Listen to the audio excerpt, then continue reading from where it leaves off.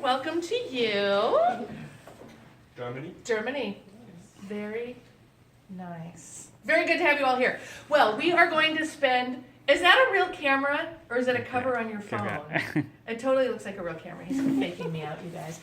We're going to spend about an hour together, and we are going to see 3 different sections of historic underground Seattle. The first one is completely unrestored, and because it's a wet day, it's going to smell that way. Very musty, very historic. So you'll get the real sensory experience. And then we will visit a site that is the opposite of that. It has been completely renovated. Could not have found anything more different from what they were used to, but they chose it because of the proximity to Elliott Bay, which is one of the world's deepest natural harbors. Back then, all trade depended on shipping, and they knew if they were controlling this deep port in an emerging city that they were going to be rich someday. And that's all we care about. So they start building the city, but it was very slow going at first because there were only 24 of them, and they had right now. So he'd offer the new person a lot, either very cheaply or maybe even for free, to get them to stay. And his most successful deal was with a man named Henry Yesler, who brought the first steam-powered sawmill to the Pacific Northwest. And this was a very big deal because it was the newest and the fastest. He even knew me, even though I wasn't born yet. He was visionary. Excellent. Enjoy the tour. Thank you.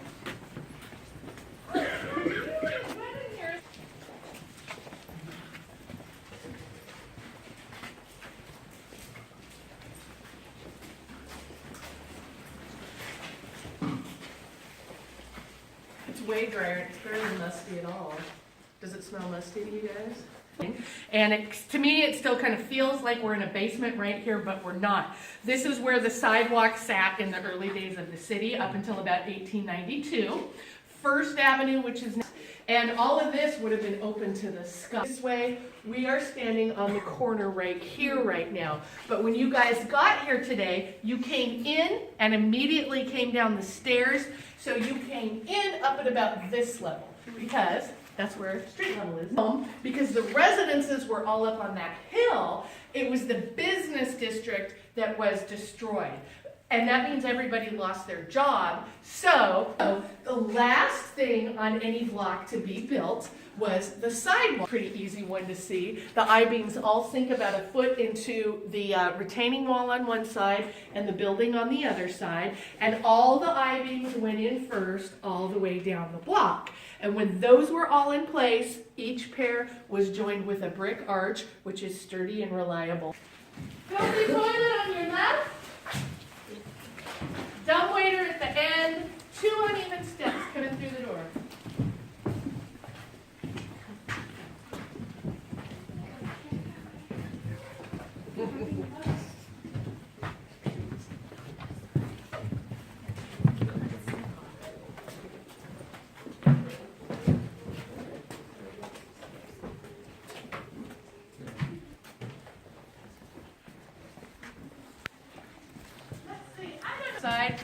We have umbrellas here. You're welcome to borrow one, and I can bring it back for you at the end of the tour. So take advantage of that if you want. To keep going like this to get people close enough, and then people did come up and stand this close to me. It was awkward for them, but I got used to it. So, anyways, we're standing underneath you in most cases. We're going to be crossing the street. We're going to pause on the other corner. I'll point something out to you right over there. Little squares, cut right through us if you need to, however you need to get through. These little squares of glass in the side.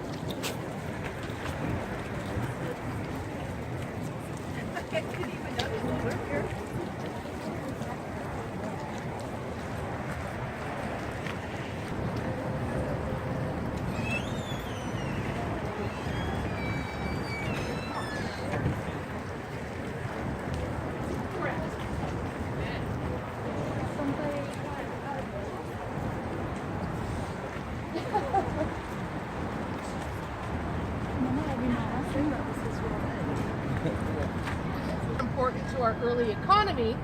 The road that's behind me is now called Yesler Way. Before the fire, it was called Mill Street, but the locals used to call it the Skid Road. Most Old West logging towns were at least hilly, if not mountainous.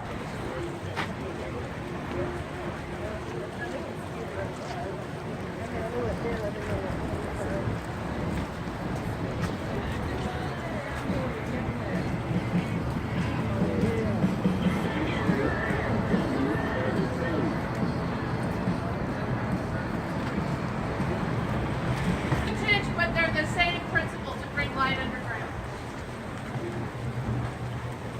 Across the street, then I'll stand in front of you and talk about the buildings we're looking at, which are representative of Richardsonian intricate trim work along these buildings, but it's all today's ground level and up. Underground, the fronts of the buildings are very plain because, again, they knew when they were building that that level was going to be covered up, so they didn't want to spend a lot of money. And this was the neighborhood they all played in, and the central saloon right there, that's the one that I totally associate with all of them starting there. Get off horse like I can't do it. In 1914, and at the time, it was the 4th tallest building in the world. The 3 taller ones were all in Manhattan, so outside of New York City, it was the tallest building in the world. It was still the tall little history to it. When the glass was new, it was domed, and towards this end, you can kind of see some of it still is. And they had these little pieces of, or little metal bumps going around. They've been walked over so much, they're completely smooth. So I think that's neat. You can just glance down and see that history. So let's go see them from the other side. And there's probably some wet leaves on this next. This is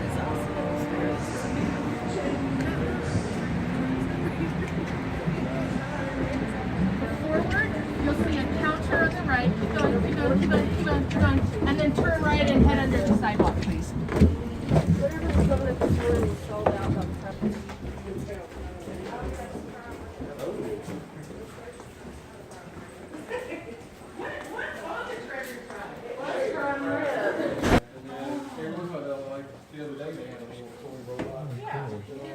Light, so it's brighter when it comes through. And the glass on almost all the skylights in this neighborhood is purple because prior to revamping down here, it was just after our last big earthquake. Did you guys know that you moved on top of a fault line? yes. Cascadia. Yay. Of the old one, which is very crusty now. So that's an interesting contrast to look up and see. And even though Pioneer Square is a historic district, the preservation only applies to the exterior of the building. So once you go inside or under, it doesn't have to look old-time.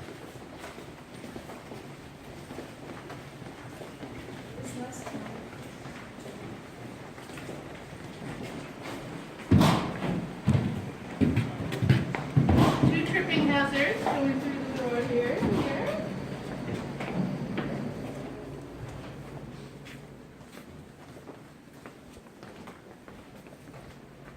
Oh, wow.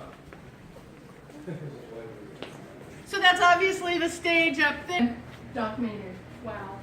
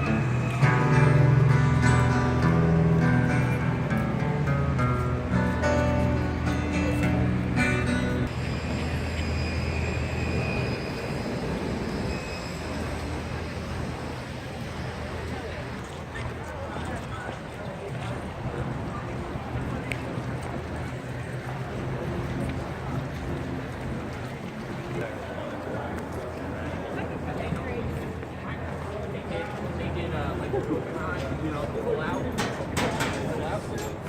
all stuff back. Come on, there we go. And now for the next key. Are these all owned by the government? It's warmer. Wait till you get to those pipes there. I'll be right back. I'm just locking this gate out here. Box, but the building owner has easement rights out to the retaining. There in much. It did not help because, come on, it's Seattle, you guys. All right, we're gonna head through here. To create fill so we could raise our streets up. Typically, the city would come in and condemn an area. Paul Morey's Hair Works and Face Plays. And Paul Morey represented the United States at the first ever hairdressing Olympics in 1970 in Germany, which I'm sure you probably already knew about that as a non-German citizen. Anyways, I can imagine under each, which is how they would have attached the drywall. So I think this whole space was drywall, and then it covered up all of the doorways, and that would have made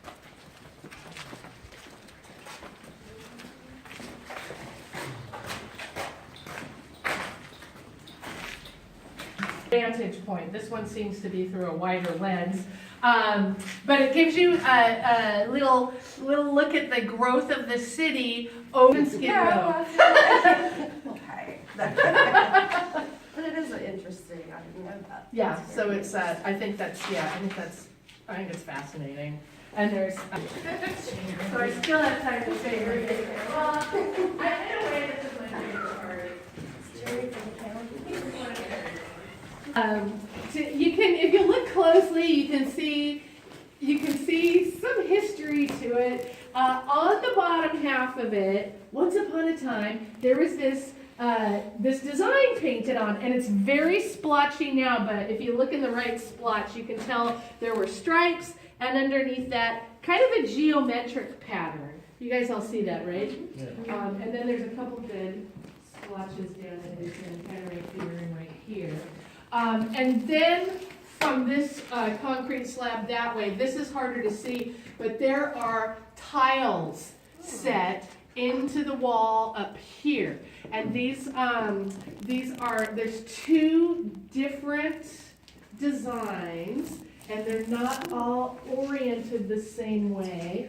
And I don't know if the tiles and the paint came from the same, the same business or whatever. But in any case, somebody saw that and they came along and didn't like it, and so they put this texture over it and painted over everything. And then someone else came along and decided to drywall over all of that.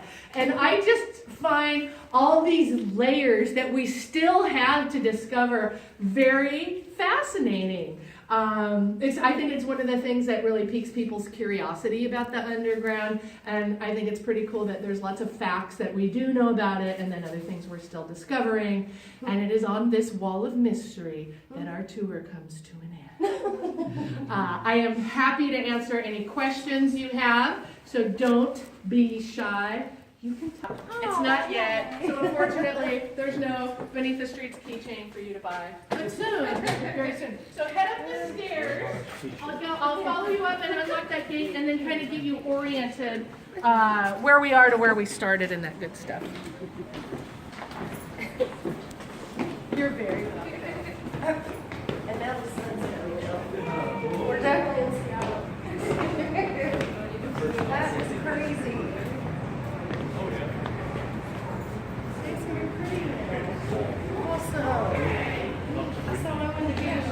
Do the next street there, down a block on 2nd and Jackson, and it's a national. In this little part of town for a minute, up to the corner and just across the street, there's some bare trees there. That's the UPS waterfall park. The delivery company.